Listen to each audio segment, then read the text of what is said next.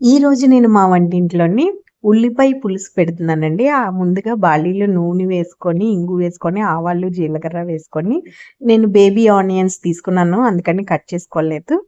అవే ఒక 10-12 తీసుకున్నాను. అల్లము, పచ్చిమిర్చి తీసుకొని బాగా వేయించుకొని, ఒక గ్లాసు నీళ్ళు వేసుకొని, ఈ ఉల్లిపాయల్ని ఉడికించుకుంటున్నాను. ధనియాలు, జీలకర్ర, మెంతులు, మినపప్పు, 4 ఎండుమిర్చి వేయించి సాంబార్ పొడిలాగా తయారు చేసుకున్నాను. ఓ పెద్ద నిమ్మకాయ సైజ్ అంతా చింతపండు నానబెట్టుకొని, ఆ పుల్లంతా తీసి ఈ ఉడికిన ఉల్లిపాయల్లోని వేస్తున్నాను. వేసుకొని ఒక సరిపడా పసుపు, సరిపడా ఉప్పు, ఓ 2 గరిటెలు పప్పు వేసుకొని ఒకసారి కలిపేసుకుంటున్నాను.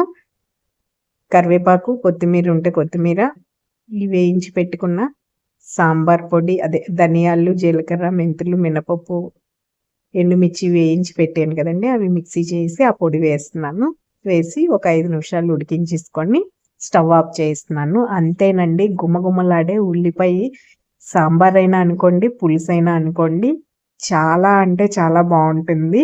ఇడ్లీల్లోకి బావుంటుంది, రైస్‌లోకి కూడా చాలా బావుంటుందనమాట. ఎక్కువ ఇంగ్రీడియెంట్స్ కూడా అక్కర్లేదు. టేస్ట్ అయితే మటుకు అమోఘంగా ఉంటుంది. మీరు కూడా ఎప్పుడైనా మీ వంటింట్లో తయారు చేయండి. చాలా అందరికీ నచ్చుతుందనమాట. ఇంటిల్లిపాదికి నచ్చే ఉల్లిపాయ పులుసనమాట ఇది.